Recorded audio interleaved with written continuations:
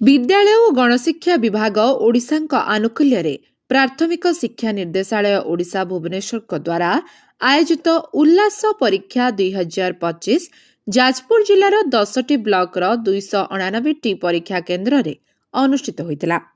यह सकाल 10टारू आरंभ हो अपराह 5टा जाए चालू रही। यह परीक्षा 15 वर्षर ऊर्ध्व अणस्वाक्षर व्यक्ति माने परीक्षा देते।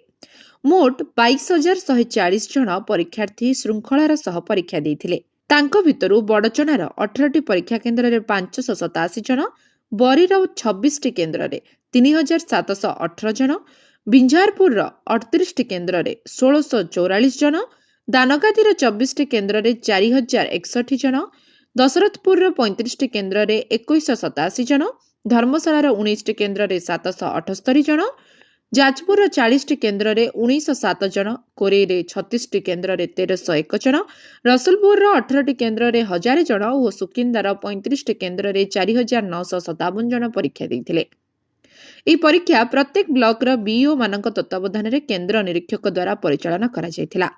जिला स्तर में जिला शिक्षाधिकारी, अतिरिक्त जिला शिक्षाधिकारी, विज्ञान निरीक्षक, जिला प्रकल्प कार्यालय विभिन्न विभाग मुख्य और सीआरसीसी माने विभिन्न केन्द्र निरीक्षण करथिले। राज्य स्तर डेप्यूटी डायरेक्टर श्रीमती जयश्री दौरा पर्यवेक्षक रूपे विभिन्न परीक्षा केन्द्र गस्त करी परीक्षा परिचालन को तदारख करथिले।